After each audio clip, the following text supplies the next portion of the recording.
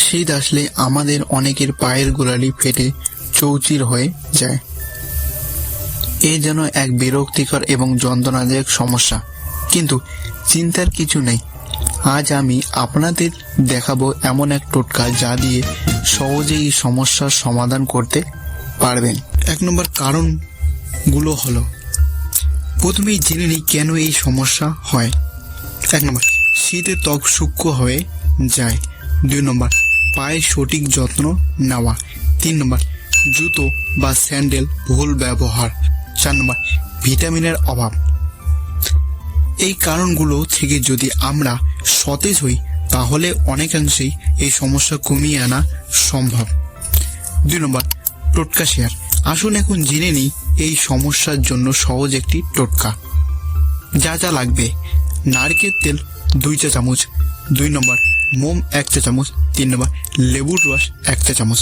প্রস্তুত প্রণালী: একটি পাত্রে নারকেল তেল এবং মোম গলিয়ে নিন। 2 নম্বর, এতে লেবুর রস মিশিয়ে ঠান্ডা হতে দিন। 3 নম্বর, এই মিশ্রণটি প্রতিদিন রাত্রে ফাটা গোড়ালিতে লাগান। রেজাল্ট: মাত্র 7 দিনের মধ্যে পায়ের ত্বক নরম ও মসৃণ হয়ে যাবে। পরামর্শ ও উৎসাহ: শুধু টোটকা নয়, এই সমস্যা পুরোপুরি এড়াতে কিছু বাড়তি যত্ন নিন। 1 নম্বর, পায়ের ত্বক নিয়মিত পরিষ্কার রাখুন। 2 নম্বর, গরম পানিতে 10 মিনিট পা ডুবিয়ে রাখুন। 3 নম্বর, রাতে মোজা ব্যবহার করুন।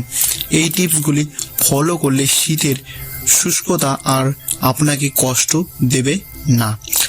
তাহলে দেরি না করে টোটকা ট্রাই করুন আর নিচে কমেন্টে জানাতে ভুলবেন না যে আপনার ফলাফল কেমন ছিল। ভিডিওটি যদি আপনার ভালো লেগে থাকে তাহলে অবশ্যই লাইক, শেয়ার এবং সাবস্ক্রাইব করতে ভুলবেন না। পাশে থাকা বেল আইকনটাও প্রেস করে রাখুন যাতে নতুন ভিডিও টিপস মিস না করেন। ধন্যবাদ।